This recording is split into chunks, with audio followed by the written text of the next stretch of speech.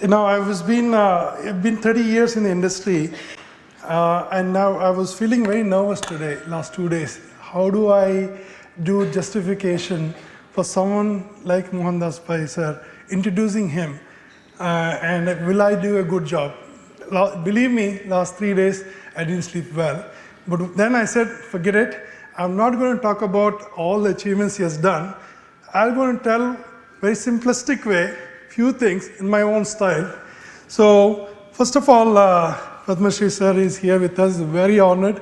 Sir, you're one of the most respected and a very strong leader and highly recognized person in the history of IT industry in India. Thank you so much for being with us. And all our youngsters are really looking forward to hear from you. And if I have to talk about sir, there are so many different hats he wears. It's very difficult to say which area he's excelling. Now, just to give you a few examples, he's in finance, very strong finance leader. Information technologies, he was with Infosys, one of the key persons at Infosys who made Infosys what it is today. And corporate governance, if you look at any of the international, national level, state level corporate governance, he's been in all of those bodies, governing bodies.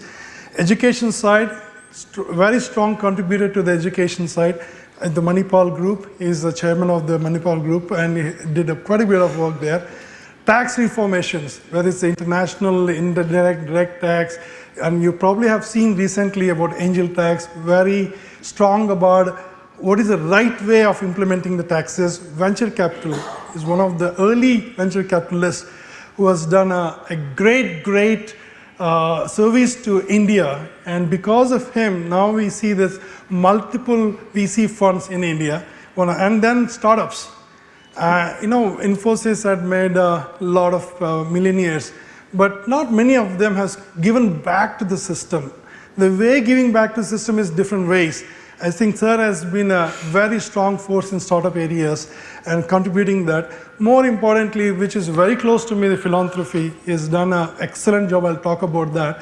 Before I do that, there's I want to take a few highlights of what sir has been doing and some of his board members and activity. I will not cover, as I said, in everything, all of them. He's chairman of Arin Capital. He is a member of the board of Havels, which is one of the largest consumer products in India. Member of the board of governor of NIFT. They manage $4.9 billion across many assets, and he's one of the board members there. Chairman of Regulatory and Finance Technology Committee with SEBI, and he was also board member of SEBI before.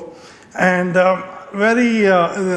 high-level advisory committee of IFSCA. This is a gift city which is coming very strong, helping us in investors to come to India. So he's one of the key guys there, putting the policies together. And another few things that I want to talk about is, sir was a board member of National Stock Exchange of India. He was a board member of Securities Exchange of Board of India, is SEBI.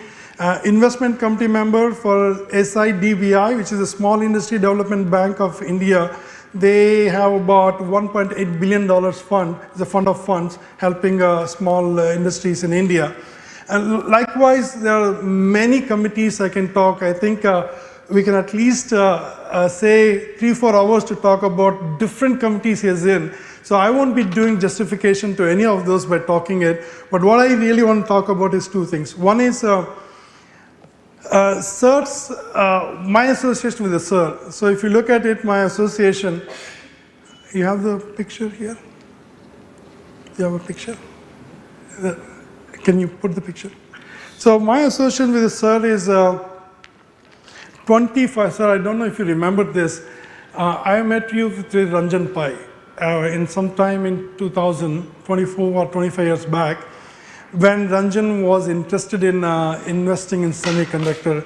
That's the time he introduced and you came along with him and we met it in a hotel. We talked about how you could be part of Spike at those days, then we got acquired by Qualcomm, and then thereafter I've been in touch with sir very often. One thing I really like about what sir does is how he supports the young entrepreneurs. Of course, I'm not young anymore, but 25 years back, I was fairly young. And the way he connects, in the last 20 plus years, he's been constant touch with me. And after I exited Smart Play, I went to him and wanted to work with him. For 2 years, I worked under him to learn about how to invest in technology at the part of the Xfinity. So I was there and learned quite a bit. And I want to talk to you recently what happened. There was a conference in one of the conference, which is IT conference. It's a pretty big conference. There was a dinner hosted by the conference committee, and all the delegates from foreign delegates as well as international, national, state level, everybody was there. And next slide. Everybody was there, and Sir, I met Sir in the morning, and he connected me to so many people there. Every single one of them he knows. Pradeep, come here, meet this from France, meet this guy from Australia. So he was connecting me to so many people. Then the evening came, Mr. Amitabh Kant was his chief guest. He was, Amitabh Kant is one of the most popular, he's the ex-CEO of Niti Udyog, very strong man in policy driven for the Prime Minister Modi. And there was a table that was a delegations for all the power heads of India, state, as well as international. He took me to the table and said, you need to sit next to Amitabh Kant. I said, sir, you're putting me in a tough spot. I'm very nervous. He said, no. He called the committee member and said, I'm not the one who's going to sit. He has to sit. For the few hours, I was sitting Mohandas Pai, Sir's place I was taken there. I got about 45 minutes talking to Amitabh Kant and to talk about industry, about semiconductor. That's the kind of passion. I've never seen any leader who is so passionate about helping youngsters, of course, or entrepreneurs, and doing the right thing for the industry and for the country. He has no reason for him to do that, but still, he went out of his way to connect me to the most powerful person in India, and that's how he is. And I've seen that not only now, in the last 20 plus years, and that I think truly, truly admire you on that, sir. And another thing I admire about you, sir, is Akshay Patra. Sir is a founding member and the board member of Akshay Patra, and this is they serve midday meals for underprivileged kids. If you look at, he was the main person who got a lot of funds for that trust, and today it's about 2.2 million kids are fed midday meals. And it's across 22,000 schools across India in 16 states and 16 plus states. And this is something to me is a very, very, when I hear about it, when I see about it, not everybody can do that. The other part I like about Sir is ESOPs. Infosys is one of the first company that has made many, many millionaires. And the brain behind it is Sir. He was the one who architected the first ESOP plan for Indian companies. And if you look at it, it created so many millionaires. And all of them are back into the system, helping some of the startups and investing into startups. If you look at the startup ecosystem, it's grown number 3 in the world, India. And that's because I would say significant effort. People like him, very few of them, people like such him have contributed. So honored for you to be with us, sir. We all are looking forward to hear from you. And plus, of course, he has a Padma Shri award. He was recognized by the state government in Karnataka and many other awards.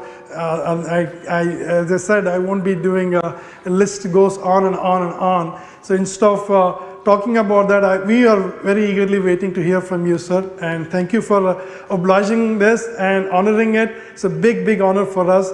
And we're all excited to hear from you. Thank you. No, presentation is here? Yeah. I have it. Yeah. Late, no?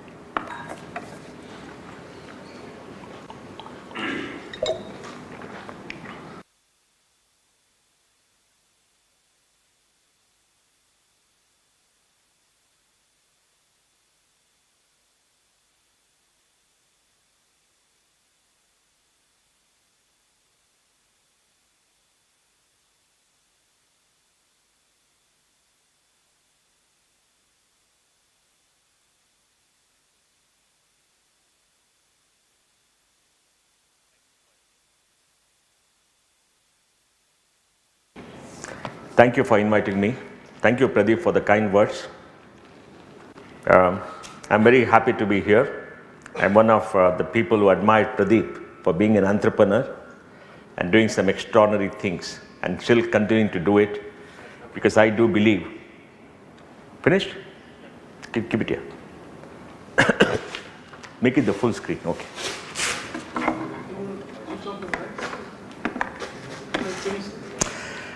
Because I do believe that we are in a country of opportunities, a country which can dominate the world in many fields, a country which can reclaim its ancient heritage, because India was the richest country in the world for most of human civilization. On the dawn of civilization till the year 1000 ADE, India was the richest country in the world. Then India, China used to alternate as the richest countries in the world till 1750, when India's and China's GDP was 45% of the world's GDP. And the reason was, we were very rich in agriculture, agriculturally surplus. Being a civilization with water and a rich agriculture, we had people who were thinkers, who could think about philosophy, the reason for your existence, and created a very rich culture. We had great artisans who created wonderful goods which could be sold all around the world. Pliny the Elder of Rome wrote 2000 years ago that trade with India will impoverish Rome, because the Romans bought textiles and spices from India and had to pay for it in gold and silver. India has got about 30,000 tons of gold, possibly the highest in the world, 250,000 tons of silver. So this is a rich country which was devastated by colonial exploitation. Because of colonial rule and the British coming here who robbed us, India became poorer, China became poorer from 1750 till 1947 when it got a freedom. Dr. Utsa Patnaik of Columbia University had written a research paper which says the British looted $45 trillion of our wealth from 1750 to 1947. $45 trillion in today's money. And the industrial revolution of Great Britain was built on Indian money. They took Indian raw material, put it here. In the First World War, 1.5 million Indian troops fought for the Allies. Second World War, 2.5 million Indian troops fought for the Allies. It's the largest volunteer army in the world to fight in both these wars. And that is the history of this country. And that's why all of you in this room have to make sure India will do very well in the next 10 years. This is India for you. We are 1.39, 1.4 billion people.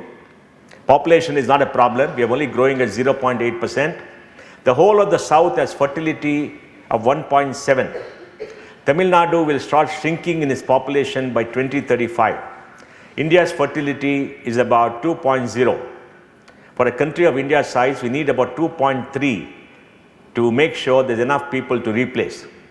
You'll be surprised to know that 25% of the world's population is shrinking. China's population shrank by 2 million last year. Japan's population shrank by 800,000. Russia's population is shrinking. Italy's population is shrinking. The biggest challenge for humanity is an aging population and a shrinking population. By 2045, India's population will start shrinking. And the data is all here. Average expectancy, life expectancy is quite low because infant mortality is still there, but it's improving. People are living longer. Today we have 13 crore people above the age of 60. By 2020, we'll have 20 crore people, 200 million people, which is more than the population of most countries in the world, will be above the age of 60. And that's going to be a big challenge. We have $3.6 trillion in GDP. Japan is about 4, Germany 4.2. We'll overtake Japan possibly this year. By 2025, there's a 95% probability if the rupee dollar remains constant that will cross $4 trillion. We're adding about 17 to 18% to global GDP every single year. But in PPP, we have $14.5 trillion. We're the third largest economy in purchasing power parity. China is number 1 with 32 or 33, United States 26, and India is number 3. So this is a very large country. You must keep it in mind. It's not a small middling power. If you find people pushing around India globally, stand up and speak. We should not be pushed on by anybody. We are 17% of humanity. 17% of the people on this planet are us. India, China make up 35% of the world. The United States is 5% of the world, 25% of the world GDP. So they have power. So India should also become a large economic power, which you people have to do. You know, our per capita income is $2,500. Bangalore is much richer. Export import is nearly 50-60% of GDP. And our gross debt is 83%, which is not too high. Now, this is an interesting slide which you can see. How did we grow? In 1947, when we got our freedom, India was the richest country in Asia because China was destroyed in the war. Southeast Asia was destroyed in the war. Japan was destroyed in the war. And we had our industry intact.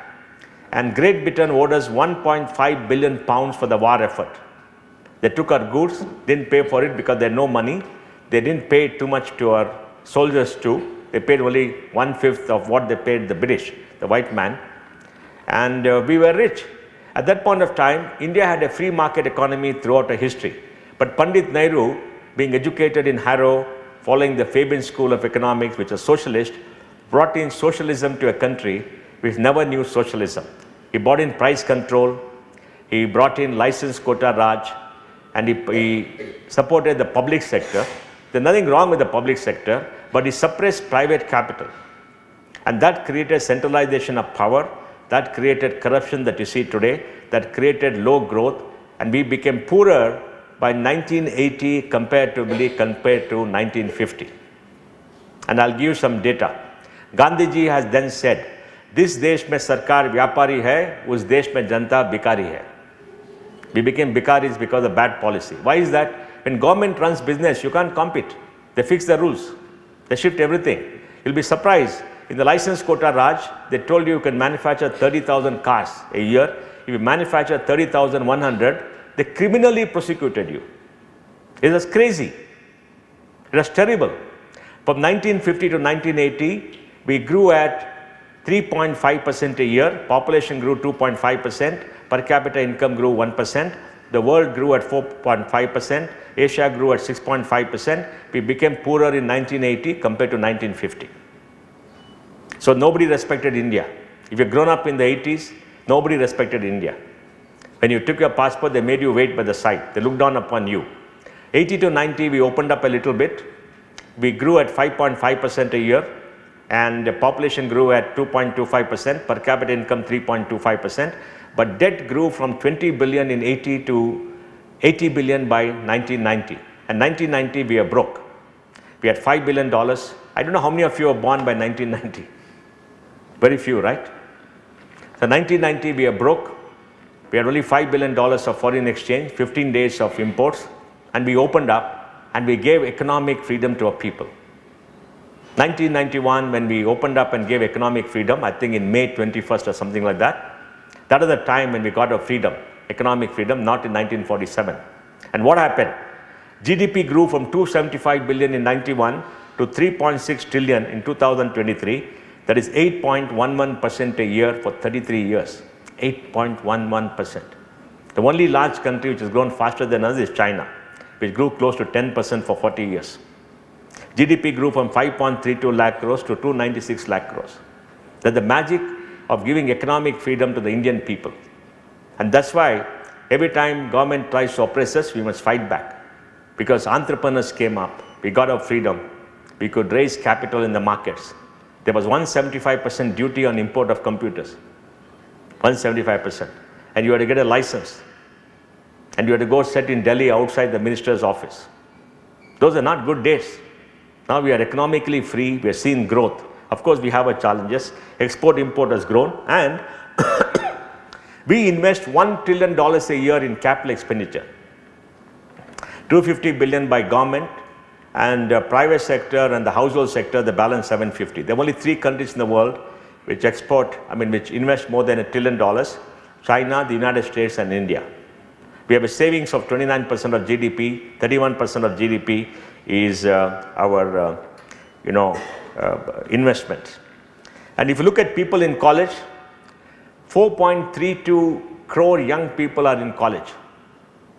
Only 28% of young people go to college. Out of 100 kids studying in class 1, 80 finish class 12, 80 finish class 10, 60 goes to class 11 and 12, 56 come out of class 12, 28 go to college. We produce 1 crore graduates a year. People say most of them are not qualified, they can't work. It doesn't matter. They've been through 3 years of college. We can train them. 1 crore. The largest number of students in college is in India, overtaken China. And this 4.3 crore will go to 7.5 crores in another 5 to 6 years, maybe 7 years. And people in college reflect the social composition of a society. It's remarkable. Scheduled caste is about 16.6% of population, 14.8% of students. Scheduled tribes 8.2%, they're about 5.8%. Backward community is 36% of students. The only left over the Muslim community, who are 15% of population, 5.2% of students, and the reasons are lack of leadership in that community. But everybody else is in college, they're doing well. And socially, we have been transformed, and that's good news because education is the greatest gift society can give young people. Education, the greatest gift you can give. If you ever find a poor child not able to go to college, I think please give them some money. But that's the biggest gift you can give. In America today, young people coming into the workforce with $1.5 trillion of loans. It's a big disaster. So India has done well in most areas. We can do better. India, China. China's population larger. World Bank says the same, but we'll wait. They're degrowing in population. India is growing. Life expectancy is higher. Literacy is higher. When Mao Tse-tung took over in 1949, he said, women hold up half of heaven. He educated China's women. Nehru did not educate our women. He suppressed our women. Our literacy by 1991 was 41%. Even today, women literacy is lower compared to men. I think it's about 65. Literacy, reading and writing. Men are about 80 or 78. Of course, women live longer than men. So you can't suppress women. They'll outlive everybody. All around the world. In Japan, they live 88 years. Men die at 85. And because we suppressed a woman, we have not been able to grow. Now, there are more girls coming out of college than boys. There are more girls doing well in school than boys. More girls in school than boys. Many of the boys become rowdy elements, lazy fellows, go out and all that. In college too, they waste the time. The girls are going to better. In America, 56% of graduates are women. And it's a major challenge in America because women are better educated than the men. And women don't want to have babies and marry. And that's good. That's going to mean end of society.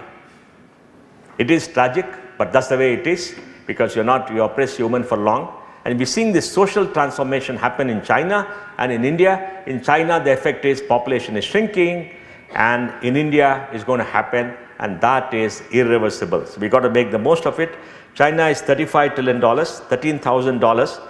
Will India be a China? Will not be a China. We can't be a China. The world cannot afford two Chinas. Pollution, and the thing, consumption of resources is enormous in China. But India will be a good power. India will grow. It will have its own strategies, and it will do well. We are what China was in 2002. So all of you have to work harder, work 70 hours a week, 100 hours a week, and build this country, all right? Why should you work? You work to satisfy yourself, to prove to yourself you're good. You're the best in the world. You have to prove to yourself. Why does Pradeep work 12, 14 hours? Why do I work even now? I want to do it because I like it. I want to prove to everybody I'm good. That's the only reason you work, because you build your skills. Warren Buffett was asked, what is the biggest investment an individual can make? He said, invest in yourself for skill and education. You have only one life. So you got to work, you got to challenge, you got to prove yourself against everybody. And you want to do it because you want to do it. Not because somebody gives you an increment, somebody gives you a title. Because somebody gives you an increment, gives you a title, makes you work. That person controls you. You are a Katputli.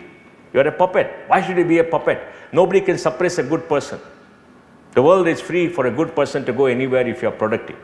Please remember that. That is very important.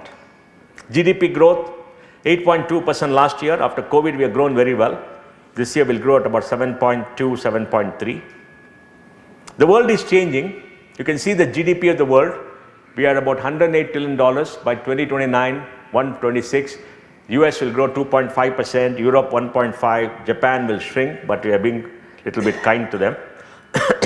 OECD, the developed countries 2.2, the emerging markets 4.3. This decade, next 10 years, we'll see the shift of economic power from the OECD of the developed countries to the emerging markets. And that's why there's going to be geopolitical tension. Because much of the growth will come from the emerging market. Europe will shrink. Europe is doomed. Japan is doomed. China will dominate. US will dominate. India will be a very large power.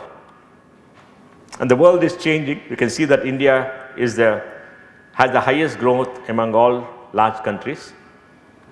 And India has got very good industry. 143 million tons of steel, 160 million tons capacity, second largest in the world. Cement, 423 manufacturing, 423 million. Capacity 650 million. China is 2.2 billion. China makes 1.2 billion tons of steel. We are number 2 and number 3 in most industries. 21 million two-wheelers, largest in the world. Four-wheelers 5.2, third largest now. Construction 1.4. Bangalore constructs 100 million square feet of residences every year, 15 to 16 million square feet of grade A office space. It is huge what is happening. ITS 250 billion, third largest in power and wireless, second largest in the world. Coal, second largest. Iron ore, third largest. Aviation, third largest. Railways, we are the fourth largest, right? In all numbers, it's a very large country. Food, second largest food grains. We are the largest quantum of land, fertile land in the world. Undivided India had the largest quantum of fertile land all the way from Peshawar to Bangladesh or to Dhaka. So the most fertile land the world has ever seen for any civilization. India has been blessed. Even now as a country, we have the largest quantum of fertile land. Productivity is poor. We can feed half the world if you produce at the same productivity as China. Milk, largest producer in the world. Cotton, largest. Horticulture, second largest after Brazil. Sugar, largest or second largest. Spices, largest. Cropland. And livestock. Livestock, largest in the world. We see them all over. They have fundamental rights under our constitution to wander where they want. Strong financial base. Market capitalization is $5 trillion. The third or fourth largest in the world. We get good FDI, gross of 75 billion. Our mutual funds today are 63 lakh crores. So financially, markets have grown very well in the last many years. We have a young population, 28.6. Japan is 49 as the median age. No hope. Europe is 42, 43. Europe is like a walled garden, a museum piece. You must go visit it when they're still around. Go to Paris is like stepping back 200 years. Beautiful old buildings, well maintained. No? Even the UK, they had a very old queen, good queen. She passed away. They got an old king, 75, 76 years. There's no hope for them. Because unless you have young people, innovation, entrepreneurs, how can the country grow? They're very comfortable living a good life. We'll continue to have a young population till 2100. Of course, the population will shrink, but among all countries, we'll continue to have young people. Formal jobs are growing. People say the jobless growth. Last year, 1.6 crore people, 1.5 crore people registered under EPF4. When you register an EPF4, you have Aadhaar and you pay a subscription. That's how you register. Out of which about women are about 20%, which is very good. So I think jobs are creating, but 80% of the jobs in India pay less than 20,000 rupees a month. That is the problem. We need more jobs, paying higher. Now this is a slide we must see because you are all party to this. The world is in the midst of the digital revolution. In 1750, when the industrial revolution happened, Europe became the dominant global power. Then the United States, the West, because that is where the steam engine was invented. Steam engine replaced animal power and human power. And that created factories, that created quality, that created scale. And that created a global supply chain through shipping, through retail, wholesale, pipelines, so that any company in the West can distribute all around the world and dominate the world. Now we are in the midst of the digital revolution. Out of 8 billion people on the planet, 5.7 billion people have a mobile phone, 5.5 billion people are on the internet. And the internet has created a platform where consumers and producers can connect seamlessly, asynchronously, 24/7. And that means very clearly that the challenge of supply chain is gone because you can connect to consumers and you can sell anywhere in the world and you can hire these people to supply to anybody around the world. So you can set up shop in any part of the world, connect to the web through a mobile phone and a cheap data plan, and you are in business. And with cloud technologies and everything else, you can do many things that you couldn't do earlier at a fraction of the cost. Now you've got AI and quantum computing coming, and that's going to lower the barriers for business. And this is remarkable. So we are in the midst of the digital revolution. And the next 5 years, through robotics, humanoids, through great chips, through the GPUs and cloud and quantum computing and maybe AI and everything else, we're going to see change at a pace never seen before. With everything, everybody is connected. Any part of the world, you're connected, things move fast, you get access to education, you get access to entertainment, business, you get access to medical care, you get access to information on a scale never seen before. You don't even have to read all those books to get a PhD. All you got to do is learn how to ask Google and ask the AI to write your dissertation, and you get the dissertation. Earlier, you had teachers who read the books. You had not read the books. They came and spoke to you. You wrote down the notes, and you passed the silly exam, right? And you got a piece of paper, and you stored it in your hard disk. You don't have to store it in your hard disk, but you must know what questions to ask. You must be curious. You must know how to do it. So you got all these productivity tools to enhance your productivity, and that is unbelievable. And the change is so rapid. I am the analog generation. I grew up in the analog world, but I became digital with Infosys. Many of you are there who are older, right? Many of you are the digital revolution, digital generation, because you grew up in the digital world. Now, young kids are the meta generation who move from virtual reality to reality seamlessly without knowing the difference. So you're going to deal with a digital meta world, which is changing every 10 years. And can you face up with the change? Can you use the change? Can you succeed in the change? AI will replace 60% of human activity, which are repeatable tasks. That's what they say. It'll take some time. 60%. 60% of human activity can be done by AI and possibly robots. Where humans will succeed is lateral thinking, innovation, using your native intelligence. Machines will have general intelligence to do many tasks that they can do because they'll be trained using software, computing on the edge, etc. So this is very critical. We are living in a new world. Of course, you've got to pass through this traffic and the lousy roads. So when you go out, you wonder which world that is, but we got to create our own world. So everybody will create their own digital world and interact, and we'll live there and go outside and look very strange. So we'll create an avatar and we'll create a very nice world where the roads will be good and everything, and we'll see it, we'll be happy, right? Now look at the market. Market is saying in the top 10 companies, maybe 8 companies are digital companies. $3 trillion valuation, Pradeep. 3 trillion, never heard of it, no? Happened all of a sudden in 5 years. NVIDIA went up from 300, 400 billion to 3 trillion in just 6, 8 months, 9 months. Unbelievable. The market is pouring money. $25 trillion of currency has been printed between 2008 and COVID by the developed countries. 25 trillion. The money is sloshing around.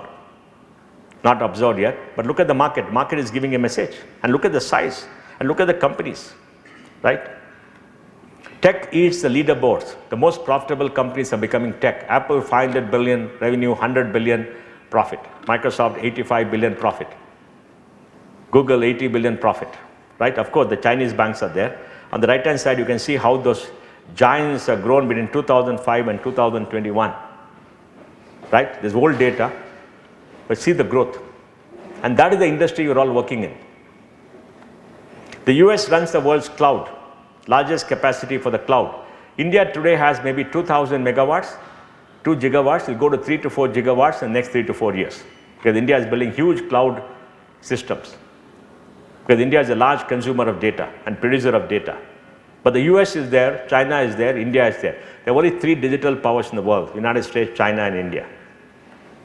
The EU is an aging digital colony. Do you know any great digital companies from the EU? SAP, Legacy, who else, Pradeep? Nobody else. ARM, I think they're bought over by the Americans. ARM is bought over by SoftBank, I think, right? No. They invested, but they're still independent. Yeah. But see, which are all the big companies are American. Why? America has got $26 trillion of GDP, huge amount of capital, huge number of industries which buy your technology. Greatest universities of the world, huge amount of research. The world goes there. Europe broken up into countries with no innovation, old population, very happy having the good breakfast, sitting by the roadside in Paris and visiting Switzerland and skiing. You can do that if you make money. But see this. Big tech outspends to maintain monopolies. The biggest threat to humanity is the rise of global tech monopolies. And big tech is spending a lot of money to control your minds. Our minds are being controlled by all the digital monopolies, by Meta, by Google and everybody. AI will make sure it gets worse. AI will make us do things which you don't want to do. Social media has democratized media. And everybody has an opinion. And nobody knows what is correct, what is wrong. Not that we knew earlier, but we believed people earlier. Now we don't believe anybody. That's the only difference. Because they fed us nonsense, we all accepted it because we believed them. Now we know the truth. Multiple truths. It's called the post-truth generation. Monopolies are not encumbered by geographical borders. Earlier you want to build a monopoly, you got to build supply chain, you got to have officers, you got to have people. Now you don't. On the internet, everybody joins together and everybody's on it and you got a monopoly. You control the internet. Remember that. This is unbelievable. The new normal, global tech conglomerates. Apple, 2 billion people on iOS. And Android, 4.5 billion people. Amazon also has 1 billion people or 1.5 billion people on its systems. And they know your data, everything is stored there. They know what you're going to do next. And they feed you based on your impulses. It's very, very manipulative. And this is the biggest danger. And look at this. Never happened before in history. Look at the market share of 2 companies and the domination of American tech conglomerates. Google has 92% of global search. Mobile operating system Android is 71%. Social media Meta is 78% of global market share. And all American companies. China has got great companies like Baba and WeChat, but they're within China because they build a Chinese firewall. They can't go out because nobody trusts them. Of course, we got this TikTok. TikTok has destroyed the American mind, controls the American mind. The Americans don't know what they got into. They're in deep trouble. We kicked out TikTok. When we kicked out the Chinese app, 65% of a global digital territory was occupied by the Chinese. A country has got a physical border, geographical border, and it's got a digital territory. Digital territory is the apps that people, 65% was Chinese. Fortunately, they came to the border and we kicked them out. Or we will be controlled by the Chinese. Like Pradeep said, all the surveillance cameras are still Chinese. But apps, at least we are using American apps and other apps now. Future areas of competition are transversal technologies. That means technologies we work across 2 or 3 different technologies, like computing on the edge and AI. Can vehicles become autonomous? Yes. You need computing on the edge. You need chips. You need AI. People said many years ago, Pradeep, 5 years ago, data is the new oil. Data is not the new oil. Chips are the new oil. The chip industry is worth $500 billion. It's going to go to $1 trillion very soon. Maybe bigger. And chips are going to determine everything because chip and software are going to be the deadly killer combination for the business of the future. Because chips, software, cloud, computing on the edge, robotics and AI get together. You can create magic. You can create a different world. But at the bottom, at the heart of it is the chip, which has to react very fast, which has to process huge amounts of data, and which has to have strong logic, and you people are the heart of it. And you people are going to drive innovation. You people are going to make the future happen, but you've got to upgrade your skills. You've got to work in new areas, and it's going to be tough work. And this is the highest growth area, possibly the most profitable, and people who control the chip industry will control the world. And that's the fight, the battle. TSMC, the Americans are pouring money, Europeans are pouring money, so there'll only be TSMC and the Americans, because the Americans will control TSMC. And that is something big. So we are aligned with America. We are in a good shape. We don't have fabs, but we are in fabless work. We are the biggest. Bangalore has 350,000 people in chip design, chip testing, and embedded software. The largest pool of human capital in history in this area. 350,000. No city has that anywhere. And you are people at the heart of it. And this is what is going to reshape the future. Applied AI, right? Then trust architecture, next level process automation. Tech is now the lattice of human evolution. Exponential organizations can grow using technology and the internet like Airbnb. This is called the famous J curve. But you require to be fully digital. Foxconn is automating and getting in robots. Earlier, human beings were required for assembly because we had dexterity in the fingers. Our fingers can move all over the place. Robots could not move. Now robots can do all this. And they can do assembly of motherboards and all other work because they've been trained and they're smarter. The cost of robots has come down by 60% in the last 10 years. There's soon going to be more robots in China than human beings. And robots can do it. When the young girls, 1.2 million, went to their boss in Foxconn and said, we want a salary raise, they asked them, what is the salary raise? They're replacing 50,000 young girls with robots every year. So next time anybody comes to you, Pradeep, saying salary raise,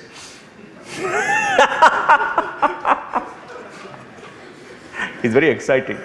I've been a victim of all these guys walking all over the place in Infosys, right?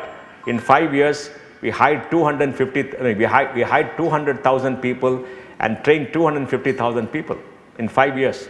We set up the world's largest corporate university, which trained 35,000 people in software with 26-week program, residential in Infosys.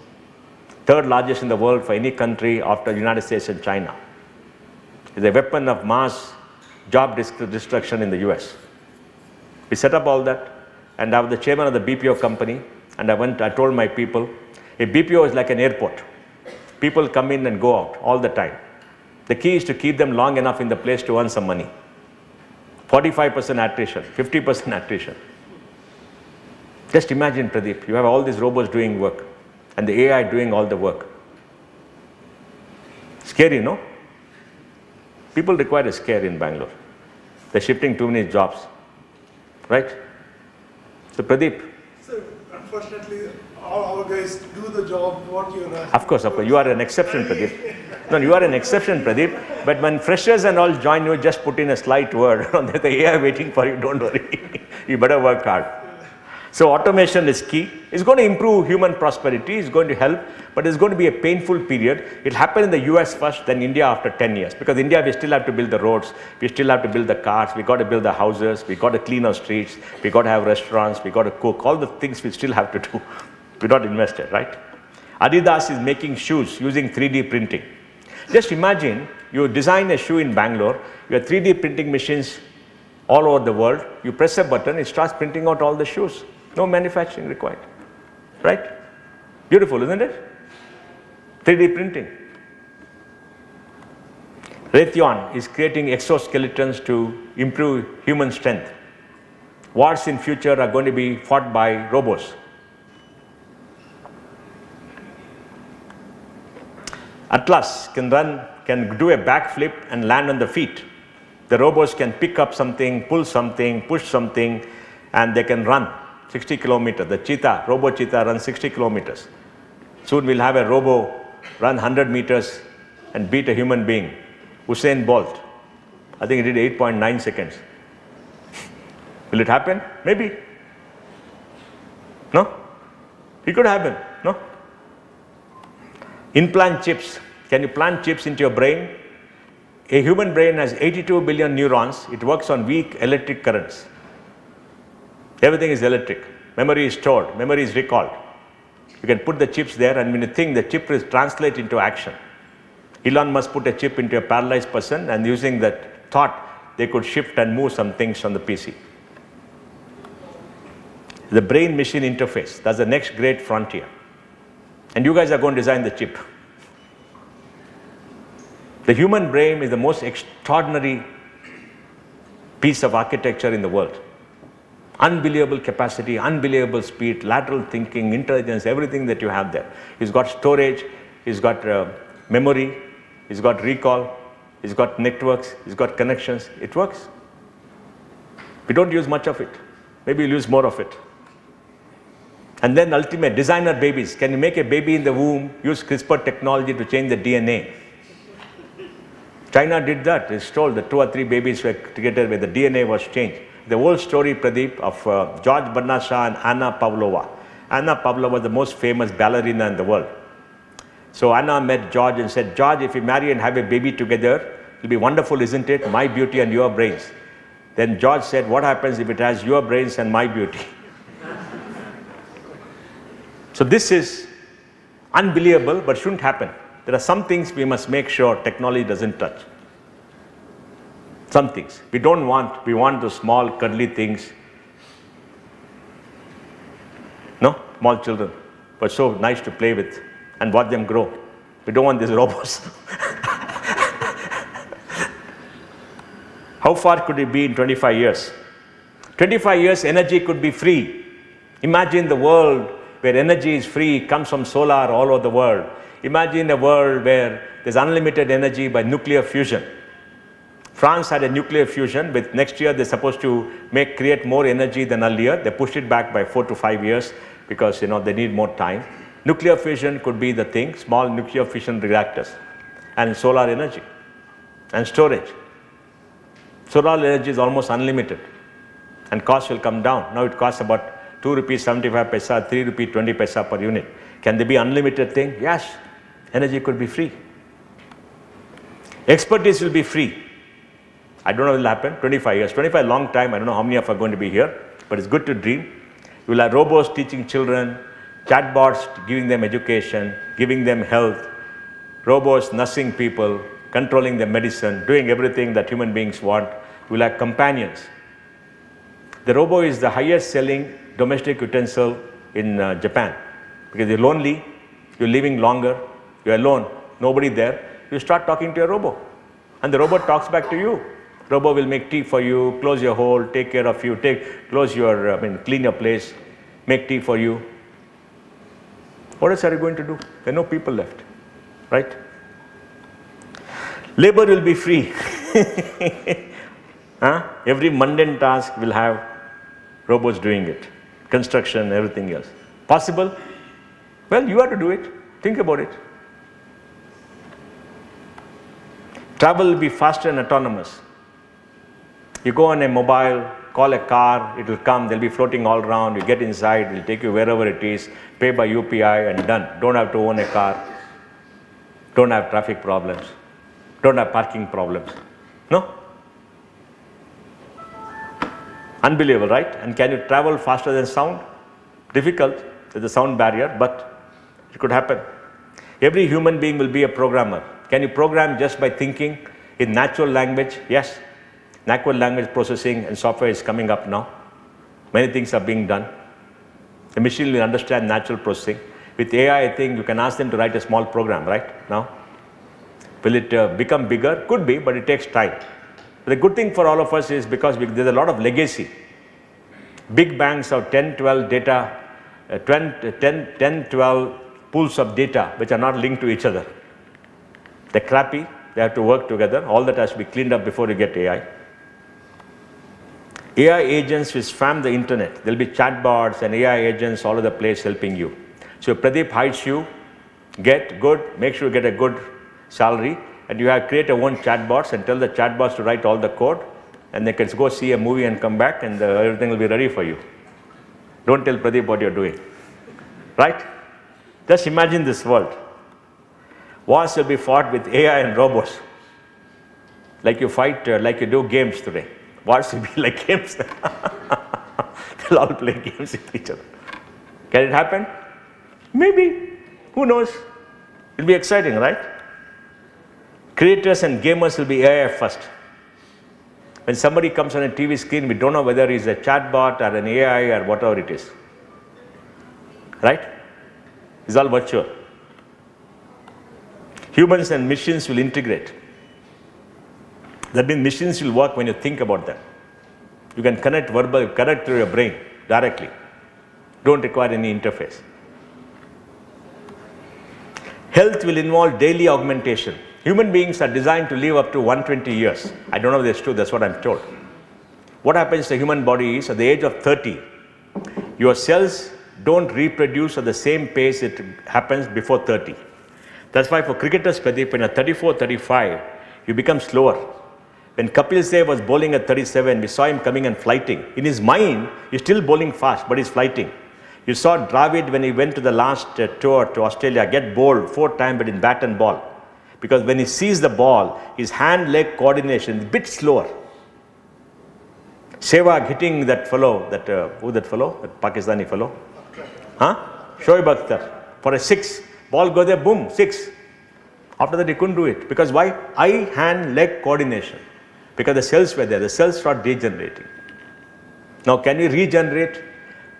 There will be more money spent on elongating life than anything else the next 5 years, because we got more billionaires with more money, and all they want is another 2 or 3 years of good life. Right? Now, aging, geriatrics is going to be big, and medical science is going to progress. Every human being will live for 120 years. I don't know how many of you want to live, but believe me, when you get older, you definitely want to live. When you're young, you don't know. Because you will have made money, hopefully, and you want to spend the money and live comfortably, right? And life is going to be so exciting, so many things happening. India is the next theatre of tech-driven value capture. Digitization is transforming India. 1 billion people, 1.2 billion people, mobile phones, 1 billion people on the web. Internet is shooting up in India. 1 billion people have on the internet. Data cost possibly the cheapest in the world. Everybody has become a consumer, spend a lot of time on the internet, right? E-commerce is going up. We are a large part of the global app downloads and create global apps.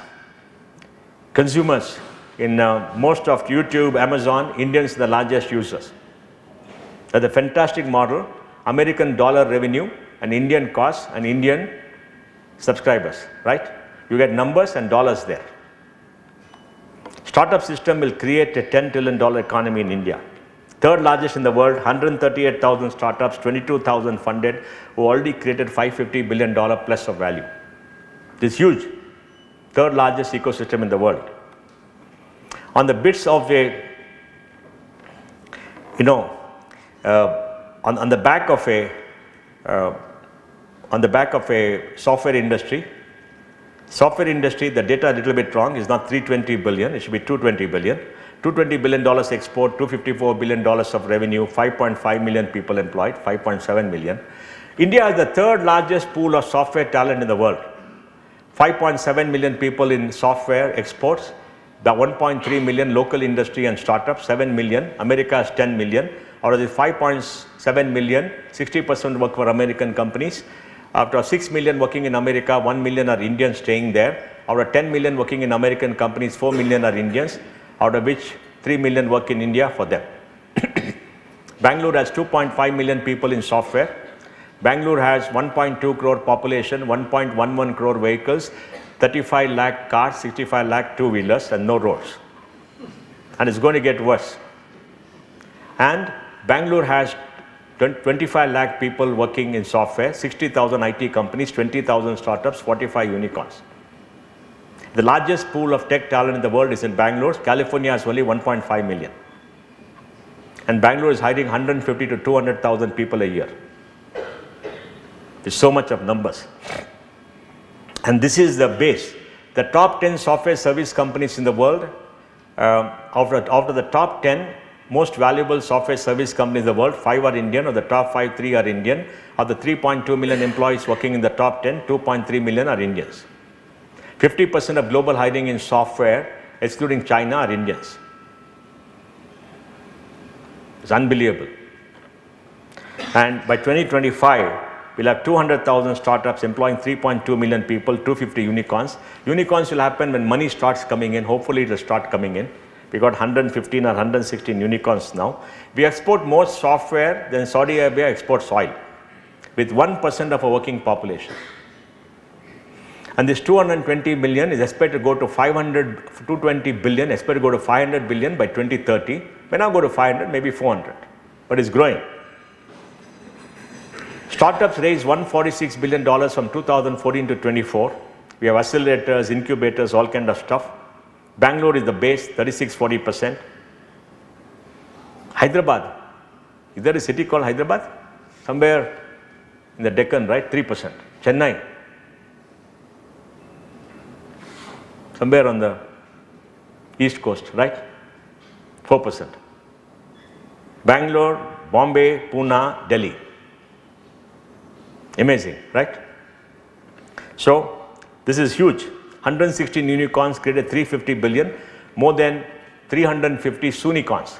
Sunicorns who could become unicorns in the next round of money. Money creates unicorns. So Sunicorns are going to happen. Money has to come. Now, last 2 years, we've been waiting every day for money to come. It's not come. They say it in the post. I guess when it came electronically, it got stuck somewhere. There's a bug there in the system, Pradeep. VCs have generated above average returns. You can see that later. Value creation in the last many years. We had 42 unicorns in 2021. 42.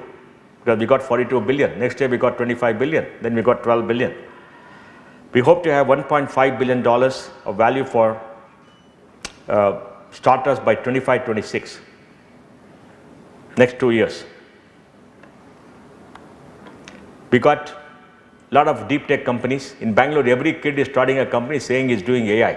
I don't know what AI is that, maybe using ChatGPT, but they're all doing AI. 6,300 AI startup from Traxin. IoT startup, AR, VR startup, robotic startup. The problem is they all need revenues and money. Digital platforms have become very big all across India. This is, Prime Minister Modi has done more for the people of this country, especially poor, than any Prime Minister in India's history. 55 crore bank accounts. 13 crore people get gas at subsidized prices. 4 crore people have got houses. Education scholarship, 36 lakh crores transferred by DBT. And roads are being built, about 12 crores toilets built. 80 crore people get free food. 1.2 crore mobile phones, internet, banking, gas connections, all using technology. The largest use of technology for the social sector anywhere in the world at a continental level. Digital media is going mainstream. We have got a thing on Reliance Jio, about 30 GB of data consumed by people every month. YouTube's largest user base is India. E-commerce is growing in tier 2, tier 3 cities. E-commerce is growing among younger people. Tier 2, tier 3 cities. B2B commerce is still growing. It is a slow adoption because B is always slow. India Stack is the greatest piece of public use software done by volunteers anywhere in the world. You got your data store, you got UPI, you got eKYC, digital locker, Aadhaar, and all free. Nobody has given away this free. Digital public infrastructure is India's contribution to the world. And because of this, we could open 55 crore bank accounts, more than the population of almost all countries except China. India Stack started in 2010 by a group of dreamers in Bangalore. Bangalore is the key. And look what they've done all these years. They're creating new platforms, new pieces of public software. World-class products are being created because today, using UPI, using API, you can log on and get data free. So anybody can start a company using APIs and getting free cloud to start and get into business in 15 minutes. Earlier, Pradeep, you had to set up a data center, get a cloud. Remember all that nightmare, no data center. Impact of the India Stack, turnaround time for opening bank accounts, transacting on the stock exchange, etc., is come down dramatically. We've gone from a data poor to a data rich country, and this is going to explode in the next few years. Now we've got to get this for public use AI to derive the benefits. India's banking fundamentals are very strong. Our banks are doing very well. 126,000 bank accounts, but it's small, $2.4 trillion deposits, $2 trillion of lending. We're getting newer banks on top of banks to do transaction. Newer banks with an app can manage 5 or 6 bank accounts, consolidate all of them, and do transactions for you. Digital payments have doubled in 2 years. The largest movement in the world for any country. Share of digital payments, 89.4%. 95% of all transactions in SBI, 230-year-old bank, are digital. 95%. UPI, 14 billion last month, $250 billion done. This year will cross $3.5 trillion of money transfers in UPI. Just transfer, boom, boom, boom. Can't do it anywhere in the world. Free of cost. You and I do it. 45% of all digital payments in the world are in India. Hopefully we'll get credit without friction. Now we're creating new digital public infrastructure as the base to grow. Consented data exchange. When the law is passed, when data belongs to us, how do we transfer data? Through account aggregator and others like that. This is a schematic. Consented data exchange, this is for credit. OCEN, that's for ONDC, how to get all the mom and pop shops onto the web. This is happening in a big way, huge transactions happening, led again by Bangalore. This is a schematic. Health stack. 55 crore people will get health insurance, or I think 40 crore have got it. About 7.8 crore people have already got their operations done. All the data is stored. Hopefully we'll be able to use it to diagnose the human condition. Open protocols have been created, like the Beck-in protocol in Bangalore by Pramod Verma and others, by which you can reshape urban mobility. Yulu, which is a company in Bangalore, has got all the data using machine learning and use it. And this is a nice slide. Pace of change. This is a big thing. Change comes very fast. 50 million downloads took 19 days for Pokemon, 13 days for Aragya Setu, 2 days for that Meta app, Twitter-like clone. So today, if you have a great app, download 50, 100 million in 1 week. Indian tech conglomerates, we are seeing Jio and others try to build a stack all around them. Whether work or not, I don't know. It's very difficult, but they want to build a super app. The Tatas are also doing that. They'll take more time, of course. Indians are creating unicorns globally. 90 unicorns in the US have Indian founders. 44% of unicorn founders in the US are not native born, out of which India has the largest number. Indians are creating the growth of value globally, third largest number of billionaires. And among the top 50 digital companies in America, I think 30 have Indian CEOs. Right? So there's a lot of scope for many of you to become billionaires if you work hard. The number of unicorns by country, US, China and India. US invested $2.3 trillion in the 10 years. China 835 billion, India 146. If we had more money, we'll have more unicorns. India ranks third in global unicorn ranking. And our entrepreneurs are now beginning to wear a dhoti and a shirt and using a cycle and walking bare feet. Of course, Sridhar is a billionaire, he can afford to do all that. Right? That's why I like you wearing kurtas now, Pradeep. It's a sign you have arrived. So a robust foundation has been laid. It's up to all of you to take it up and to scale. Everything is in your favor. The wind is in your sail and you have to fly. So India is optimizing to empower startups and problem solvers to take us to a $10 trillion economy. Thank you.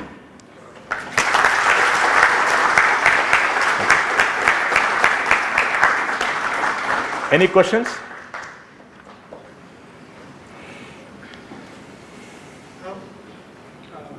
Yeah. So, see, the strength of India is the human capital, right? We have a lot of young people. So, how do you see AI and robotics kind of impacting India's economy? And because the innovation, let's be real, right? I mean, innovation in robotics and AI right now is happening in US. I mean, there is some work happening in India, but we are not the leaders.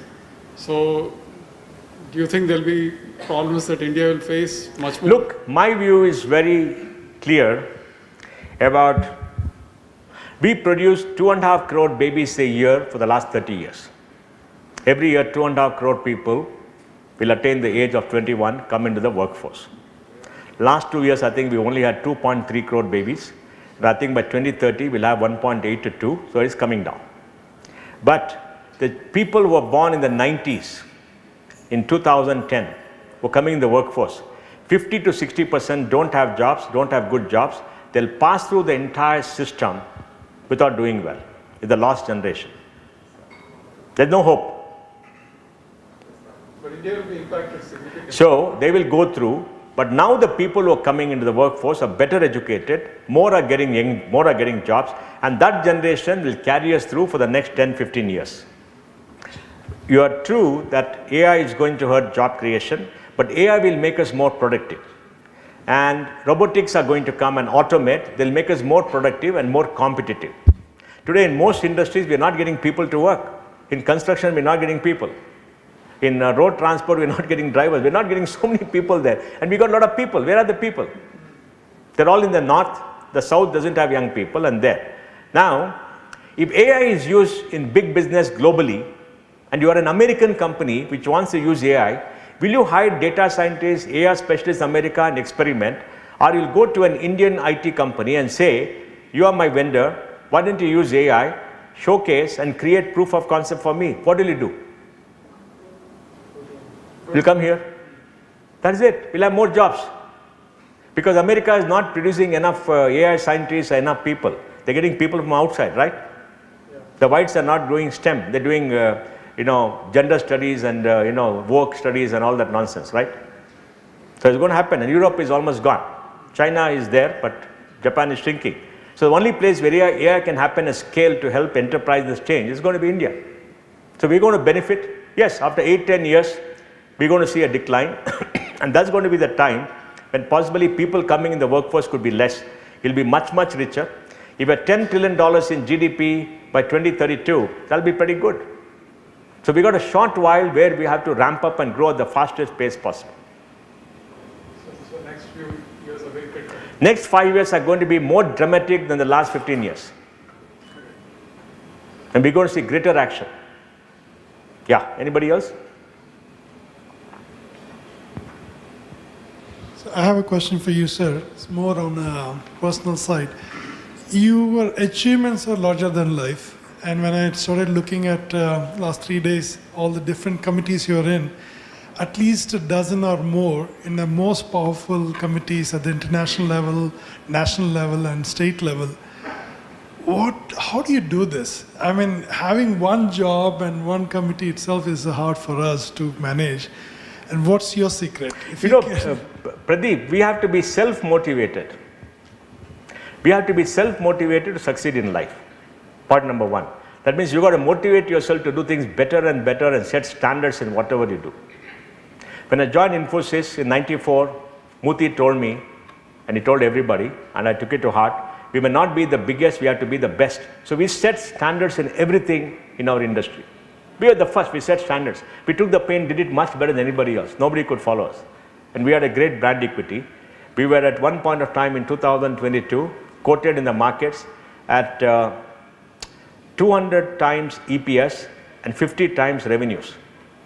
Now all these startups, 30 times revenue, 20 times revenue, they still have to grow up, right? 50 times revenue, 200 times EPS. Okay? So we did it. So you have to be self-motivated. Then you got to be curious. You got to have a curious mind. You got a brain. You got to use it. You got to be curious. Why does this work? Why is that working? Try to connect the dots. Think through many things. Every time you read something, it must go into your hard disk, and everything should work together, and you must be able to talk anywhere. I'm not an expert in AI, but I can talk on AI for half an hour. I don't have to know what goes into that ChatGPT, the transformer technology, generative AI, but I can think and talk about how AI is going to be used, the use cases, where it will happen, what will be the impact. So you need to be curious, and you need to read. When I was a young boy, I used to go to a library and read 2 books a day. And I just now discovered my youngest son, Siddharth, used to read 2 books a day, 600 pages a day for 4 years. So you've got to read, because the reading is important for you. Read anything, geography, history, everything, because it all settles here, it all links up somewhere. And then you've got to have the passion and the energy to work, to prove to yourself you're better than anybody. That passion and energy should be there within you. That's what will make you succeed. And it's a lot of sacrifice and hard work. A lot of sacrifice and hard work, because you're alone. And you got to set targets for yourself higher and higher and higher. Of course, it has an impact on your family, your relations, your spouse and everything. But there's a compromise somewhere. So, you have to be self-motivated, you have to do it, and you are alone. That's the only way to succeed, according to me. So I did many things. to improve the ecosystem, make things better for everybody so we can also grow.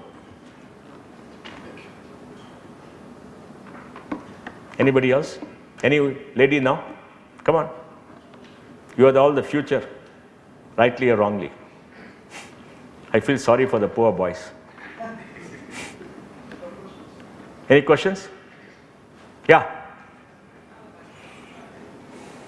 Actually, one thing was stuck in my mind that you said that India has the largest cultivated land. India is the? Largest cultivated land, like productive land for farming. But still we are producing lesser than China. So that was a question that why is it so like? No, because we don't have, our productivity is poor. Productivity is poor primarily because of lack of inputs. We need better seeds. We need more investment in irrigation in the east of India. Today, agriculture in Madhya Pradesh has grown at 17.7% a year for the last 5 years. It's the largest agricultural producing state in India, 4,95,000 crores. So the Shivraj Chauhan pulled it off. Irrigation, practices, help the farmers. So you need Shivraj Chauhans in West Bengal, you need them in UP, you need them in Bihar. Bihar should be the rice bowl of India. It's there in Telangana. You know, Telangana is the largest rice producer in India. Telangana, small state, right? So we need that thing to come. And farmers should get better prices. Farmers are getting good prices for grains, but cereals are only 35% of total agricultural output. Only 35%. Punjab farmers have 94,000 or 1 lakh crore of agricultural output. In Madhya Pradesh, 4,95,000 crores, yet they make so much of noise. So we need more productivity and we need to export to get better price for the farmers, because you produce that much, we will not be able to consume. Prices will crash. So we got to create export. We exported $60 billion of agricultural produce, I think 2 years ago, including fisheries and animal husbandry, but we need to become an export house. Netherlands exports 120 billion. I think it's smaller than Bangalore, I think, or maybe smaller than Bangalore district. So we need to do productivity and we need to export to the world. That is where the problem is. Today, 45% of Indians depend on agriculture. It has to come down to 20%. We have to automate, increase productivity. Yeah. Anybody else? Yeah. So, if you look at all our major cities, right, the infrastructure is crumbling. So, what do you think is the solution? Governance is lacking. You see, but what can we do, right? I mean, we've been like, it's been like this for many years. So. Democracy is a system of competitive lobbies. The middle class needs a lobby. If the middle class has a lobby and they got leaders, you spend time on social factors, your voice will be heard, because most of the middle class lives in cities. Our problem is political, because Parliament in 2002, I think, froze the seats in the Lok Sabha based on the 1991 census and said for 30 years the seats are not going to increase. So rural sector has 64% of the seats, because urban, maybe 80%, maybe 75%, because urban was only 21% at that point of time. Now urban has become 36 or 40%. So in the next delimitation, which is going to happen now, and the census, power will flow to the urban areas, because we will get 40-45% of seats in parliament. That will change, because politicians respond to the electorate. Today 8 lakh crores of our tax money is gone to the rural sector as subsidies. Karnataka does 1 lakh crore, Tamil Nadu 1,45,000. That Stalin is very proud, I'm giving subsidy. That's the Dravidian model. So many drunkards are there. They destroy society by creating lazy people, right? And our chief minister has given away 60,000 crores freebies in the last budget. So we need the urban governance to change, more seats in parliament, and within the state, Bangalore has 28 seats in 228, 26 or 28. It should go to 45-50. Then what will happen? They'll all come for votes except Karo. And we need a lobby. We need leaders from the middle class to come and lobby and talk to them and say, we want this done. That's how it will work. And governance. We don't have a full-time mayor for Bangalore, because if you have a full-time mayor for Bangalore, he'll be the most powerful person in Karnataka, more than the chief minister of Karnataka, because Bangalore is 60% of GDP and 55% of taxes. And all of them make money in Bangalore, in real estate and others, and bribes and all that, right? So they don't want it. So we have to fight the battle. Okay, folks, yeah. Sir, you told that chip will be the next oil. Chips will be the next oil. So, in India, all other countries sanction India. Then what is plan of India to get the oil? Or the Look, chip? we are the world leader in chip design, testing, and embedded software. Human capital, right, Pradeep? Absolutely. Now we have to build the chip hardware place. For that, my view is we must build a large number of chip packaging companies, which will take the wafer, maybe one generation or whatever it is, and make them into chipsets and put in software. And then we need to create a component industry which will create components that goes into consumer electronics or other electronic pieces. Once you create all that, you get the expertise to actually make some wafers. And we need wafers, not 7 mm or 5 mm or whatever they do, maybe 15 mm, 20 mm, which is commodity. 2-3 generations. We got to invest there. Now the Tatas are investing in, packaging, right?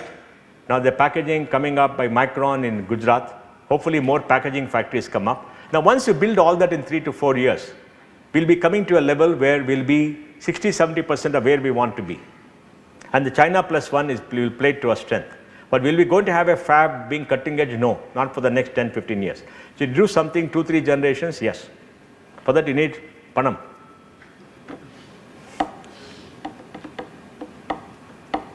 Yeah. Sir, any guidance or suggestions for the one who want to start at his own startup?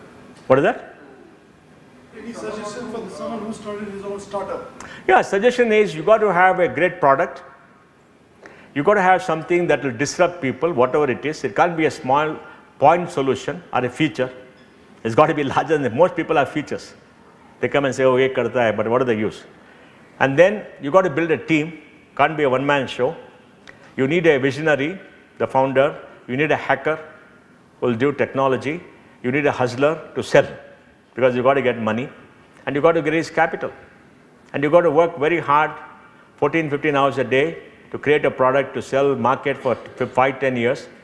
And then the odds are there in your favor to succeed. There's no easy solution. We all hear, oh, he came with something, he got an app and he got $1 billion thing. Yeah, it happens. But they're very rare, right? If we have a POC or some ideology, Then go sell. You see, you have to learn how to sell. You have to learn how to raise capital because money is required. And capital is the hands of a few people. You got to meet them, you got to sell to them, you got to convince them. And they got to have confidence in you because investment is an act of faith, not an act of logic. Because when you go to an investor and say, give me money, what do you got? A spreadsheet? The spreadsheet has no value. You got a product, nobody knows how it will sell. And nobody knows you also. So you got to go convince them, you got to make them greedy. There are only two things, greed and fear. Make them greedy, they're going to make a lot of money. And do it in a way where they can believe they'll make a lot of money. Not blindly, because they're also smart people. And fear that, this will come and disrupt everybody, so you got to be first there. And you got to do all that and do it in a nice way. Hopefully you'll succeed. Yeah. How India is doing for a raw material, like we could design a chip, but to manufacture it, I have seen like there was a material shortage. There's no material shortage. We don't have the material here. That's all. So we have to go do the tape out with TSMC or somewhere else. That we are as a country, we Huh? are dependent. As a country, we are dependent on Yes. India for a material. On Yes. China. Yes. Because you made so many mistakes. You spoiled yourself. Nehru did it. Blame Nehru. It's a mess, no? We don't have it. It's true. We're going to make it. I'll tell you a story. Dick Willington was a young man who went from a rural village to London because he said, he was told, the streets of London are paved with gold. So he went to London, met a person and said, sir, I come all the way from here. I'm told the streets of London are paved with gold. Where is it? He said, young man, the streets of London are not paved with gold. The streets of London are not paved at all. And you are the one who got to pave the streets. So you are the one who's going to make it happen. Okay?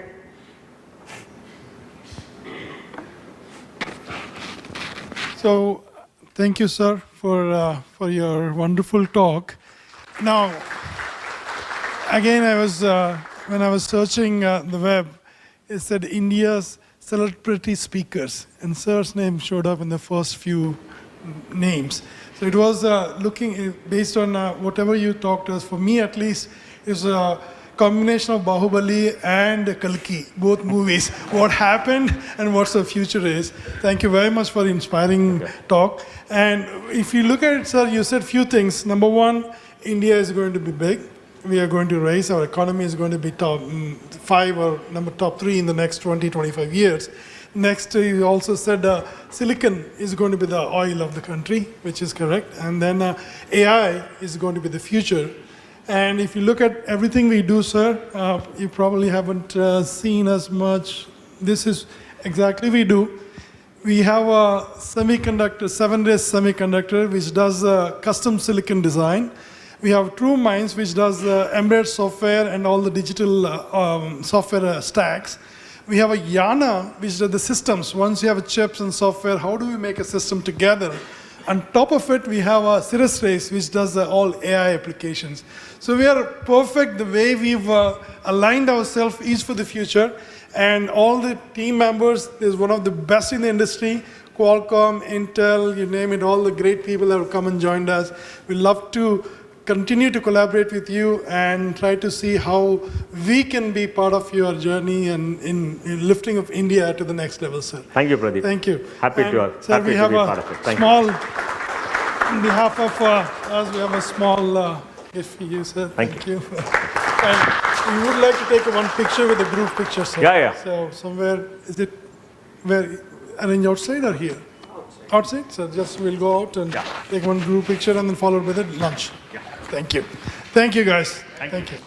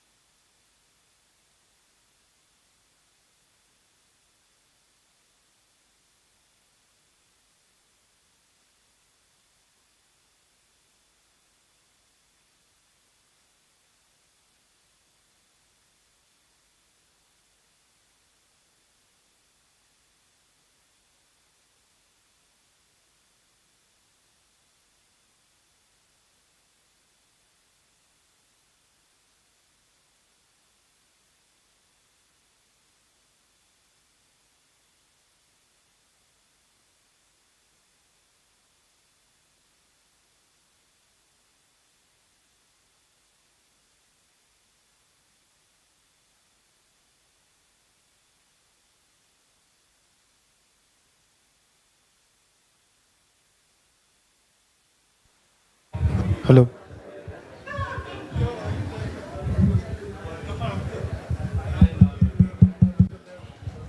Make an announcement.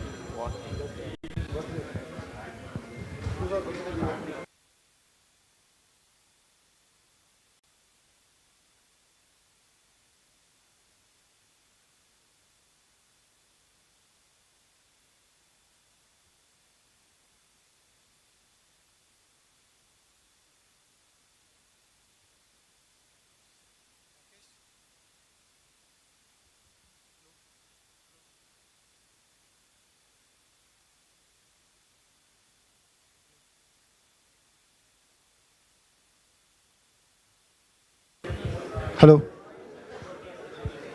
Rakesh. Could I please request Rakesh to come on the stage, please? Rakesh MP.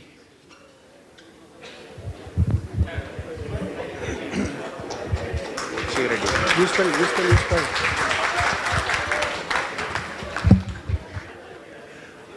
Good afternoon, one and all. Now we have arranged a small celebration. Instead of last Friday of every month, we have preponed the celebration by 2 days. Whomsoever had their birthday in August, from 7 Race Semi and Cirrus Race, I request them to come here on the stage and help me in cut this cake.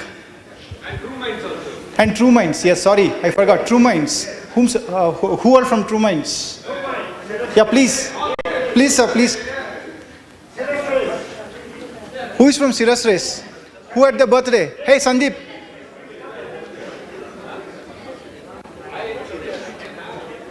Pochi Reddy. Hello.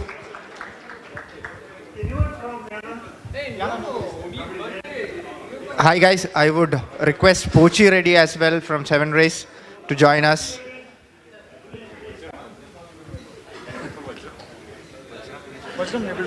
Nobody is there.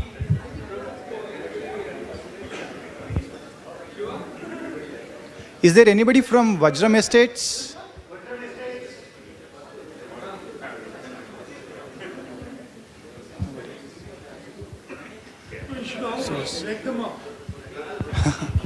Okay. So guys.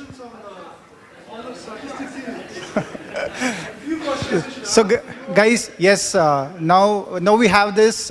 It's been very boring session. Now none of you guys are responding to my questions. So yes, as Pradeep sir suggested, there will be questions for you. We can pick anyone randomly and ask questions from the presentation what we had 1 hour ago. So please, can there be any volunteer who can raise their hand and answer my question? Or shall I pick? No, ask the question. Whoever gets the answer, we give them a gift. Okay. That's a better idea. So what rate Indian GDP grew in last 30 years from 91 to 2021? Oh, very good. That means everybody were very attentive in the presentation, sir. 30 years.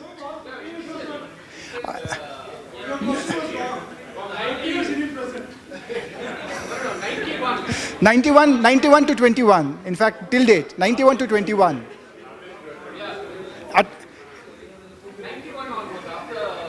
And what was the China's GDP growth for the 40 years? Hey, great man, amazing. Everybody are awake, sir. What's the fertility rate of Japan? Yes. At what rate the Japan fertility rate declined? Oh, I think they were not attentive then. It was down by 800,000. So then, what else? Now you ask me questions, man. I am getting out of questions.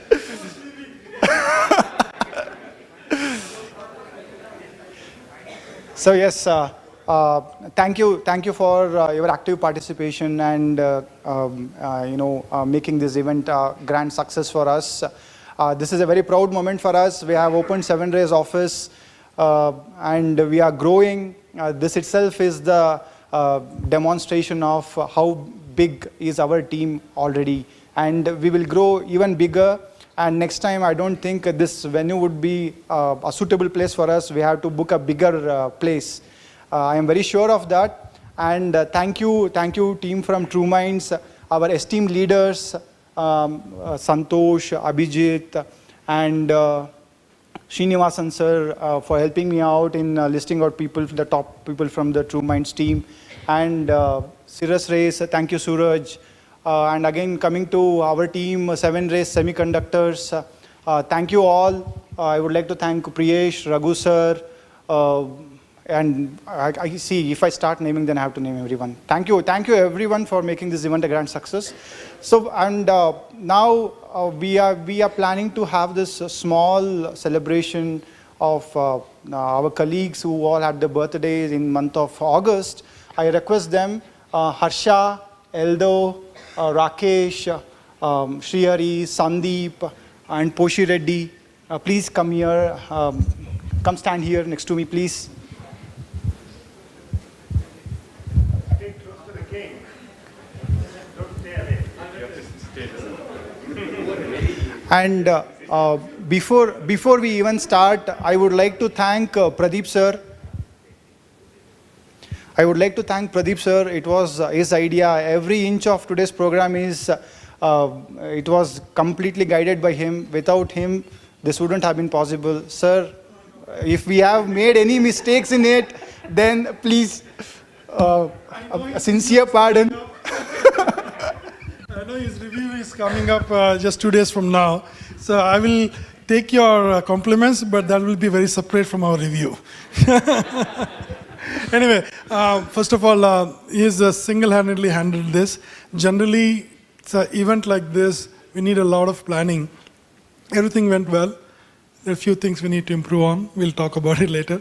But thanks for being here. And this is something we sets apart from any other company. We like to have more interactions, more industry people coming and talking to you, more experts telling us what platform we have. Because until you hear from experts, sometimes you don't know what you have. And it's sometimes good to hear from others. So you guys are in a good place, in a great technologies. So we recently completed 100th employee at Samres Semi. Unfortunately, he's not here. Swapnil is not here. Okay, tell him, fine him for not being here. He's not here, sir. Yeah, you please penalize him for gifts. Anyway, thank you for that. And guys, cut the cake. And after this, there's nothing else, right? There's nothing else. So we have a tea, coffee. Yeah, tea, coffee is there. And we'll disperse. And thank you for True Mind, guys. Thank you. Anybody else? I forget. True Mind. Yeah, and I've been bothering him last several. Generally, I call him at 10 in the night. And he'll go till 11, 12.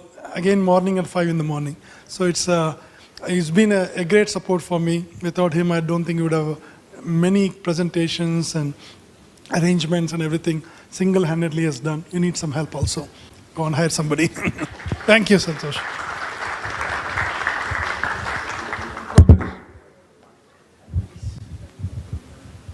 And by the way, we're missing Sanjay.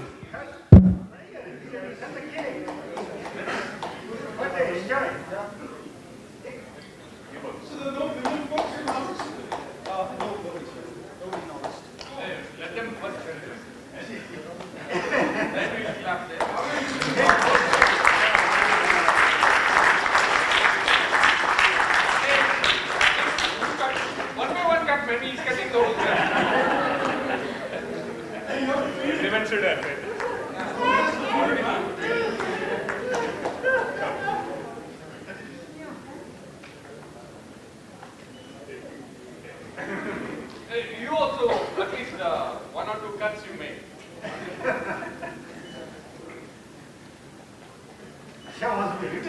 But nobody wants to eat the cake. Everyone will cut the cake.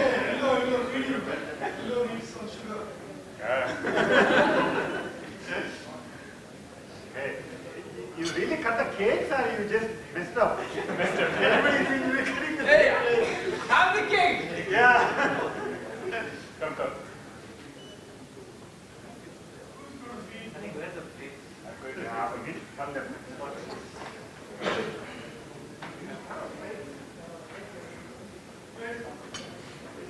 Boss, will you take one picture here? Sure. Please, this will come better now. Yeah.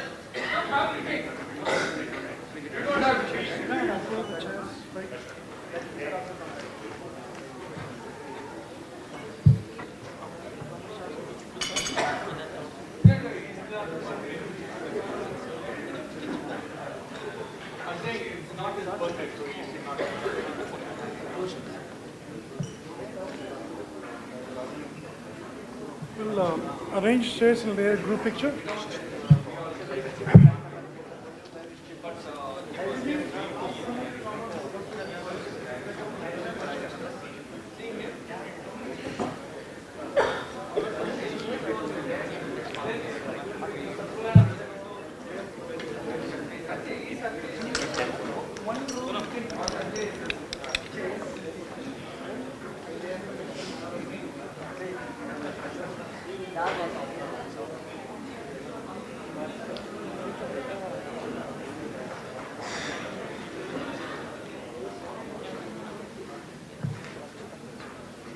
Come guys, we'll take a one group picture and then we're done.